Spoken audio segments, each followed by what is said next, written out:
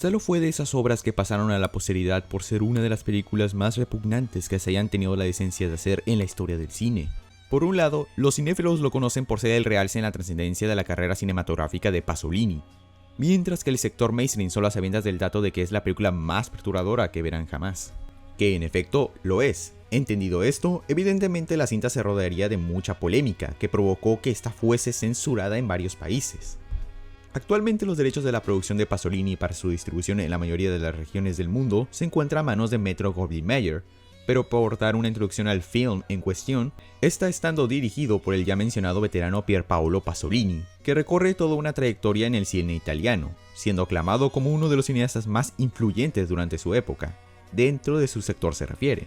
Cabe aclarar que este señor también contaba con otros puestos como escritor, filosófico, actor, dramaturgo, pintor, periodista e inclusive hasta como figura política, por lo que supongo esto último le daría la mala fama de ser alguien alarmante y controvertido en su propio país.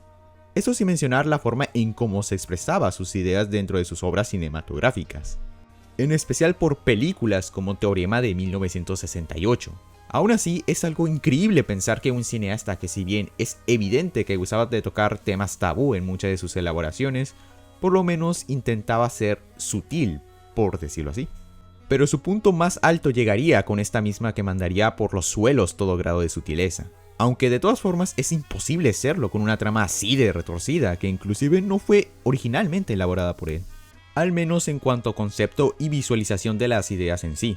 Salo o los 120 días de Sodoma se encuentra fuertemente basado en la novela del mismo nombre, por el escritor El Marqués de Sade, que lleva desde 1904 de haber sido publicada su escritura, aunque se tiene por enterado que el manuscrito fue elaborado en 1785 por 37 días durante su encarcelamiento en Bastilla, con un trasfondo interesante.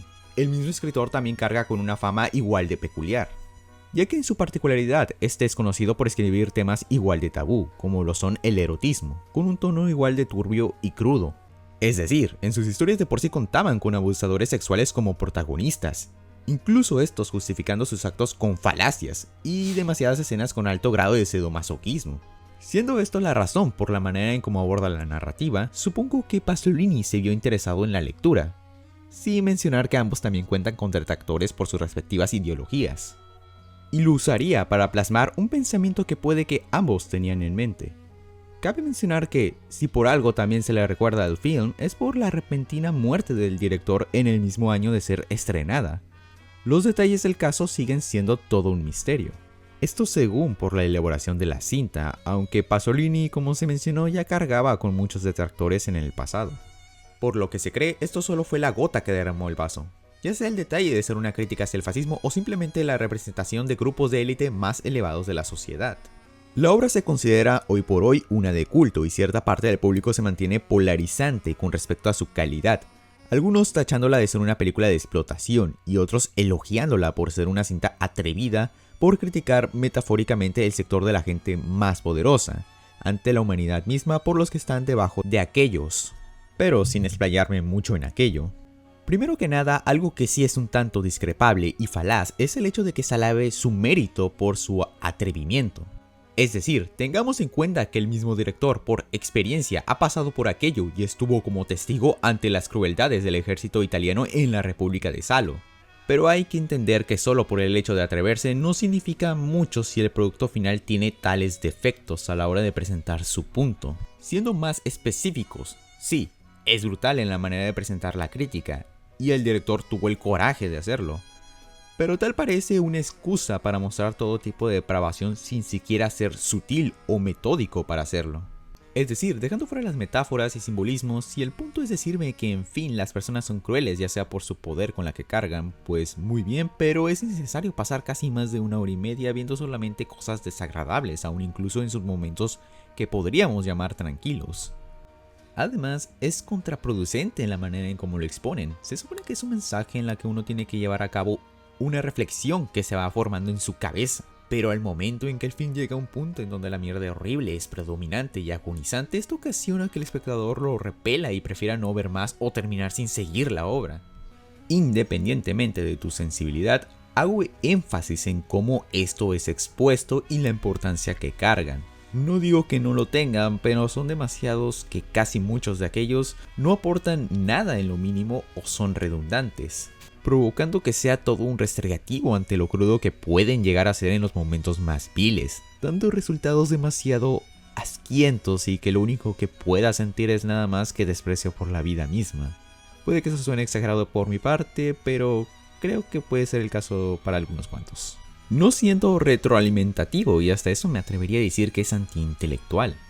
Es tan simple como ver unos tipos malos hacer actos evidentemente desagradables y desearles lo peor para ellos. Dejando de lado el atrevimiento también está el aspecto de la intencionalidad.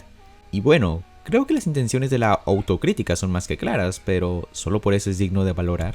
Tal como tener el atrevimiento de hacerlo y la intención de hacerlo van mucho de la mano, ya que para realizarlo se necesita de una buena ejecución. Pero en este caso creo que el solo por querer demostrar la depravación humana a través de la gente más poderosa se aprecia, pero como dije, eso sin mencionar que no ayuda a que los únicos personajes que tienen foco y que podemos apreciar sean más que unos depravados, generando aún más desinterés y sin muchas ganas de proseguir con la trama.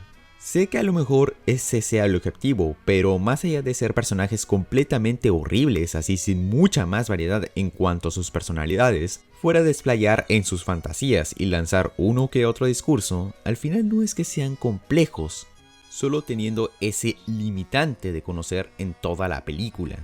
Si por algo nos puede interesar conocer a un criminal o a alguien perverso es por cómo este se hizo así en primer lugar, o cómo este se ve influenciado por su alrededor y no tanto por lo crudo que pueda hacer en sus actos. Mientras que los demás, o sea las víctimas, que se podría decir representan a las personas influenciables o sumisas ante los poderosos, esto es literalmente su único rol y característica en la obra, por lo que no podemos laborar mucho en ello. Son bastante limitados y planos, hechos con un solo fin que puede incluso aprovecharse mejor.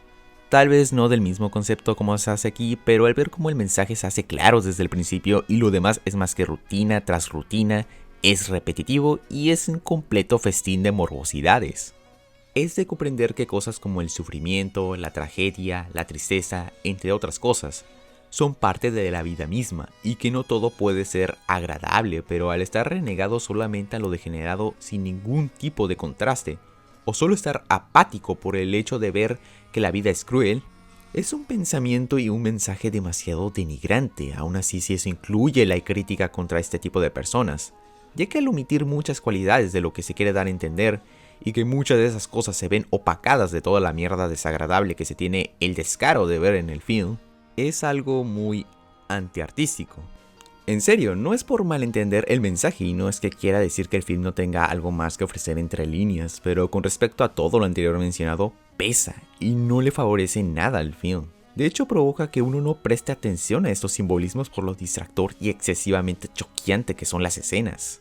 Y puede que a diferencia de muchas de las obras que buscan el morbo, ya sea por el mero hecho de ver imágenes crudas, Salo busca un punto mucho más realista, que no significa que sea bueno en primer lugar y que no deje de ser morbo al final de cuentas, y además querer mostrar algo diferente visualmente ante la imagen humana, para dar a entender su mensaje. Y es con respecto a las atrocidades que suelen cometer las personas cuando llegan a un enorme estatus de poder, y cómo entre ellos se puede presenciar cierto grado de corrupción o abuso de sus virtudes. Esto con la intención de los nunca sea replicado jamás. Y en ese sentido puede ser algo interesante pensar que la misma cinta en sí buscaba deliberadamente que el espectador que tendría la desgracia de presenciar tal aberración, despreciara tal aberración en primer lugar, obviamente. Pero, a fin de cuentas, hay una sentencia que podemos dejar bien en claro con respecto a esta obra, y es que es una experiencia única, pero no una agradable. Es algo que puede dejarte marcado, o con ciertos sentimientos inimaginables al momento de terminar semejante producción. Con esto sin discutirlo, Salo se convierte en una cinta que si bien nadie tendrá problemas con la crítica que establece el autor, y que igual puede existir otras producciones mucho peores, tampoco es que sea tan brillante y la verdad solo es más que una cinta, aún con las intencionalidades que se optaron, pretencioso, que solo recordarás por dejarte traumado así en tan simples palabras. Más que hacerte reflexionar, solo te terminarán horrorizando, y habiendo deseado no haber tenido que perder el tiempo de ver tal pieza cinematográfica, ya que, independientemente de tu punto de vista, no es que te pierdas mucho si no la ves. probablemente se convertirá en otra experiencia que a lo mejor presumas haber visto alguna vez, pero créeme, no te dejará nada en que pensar. O probablemente lo haga, pero no con la sustancialidad que puede haber en otras que reflejan mejor este acercamiento. Al final, con todo esto podemos sacar en conclusión que en efecto es algo que nunca, pero nunca debería volverse a tocar o tan siquiera pensar en hacer en alguna otra ocasión. Y que por lo menos alguien se atreve a hacerlo, basta, y no hace falta tener que volver a recrear imágenes terribles solo para dejar en claro cosas que a lo mejor solo se bastaba ser menos explícito y vulgar. Sin olvidar que es esencialmente por lo que se le recuerda esto en primer lugar. Eso sería todo.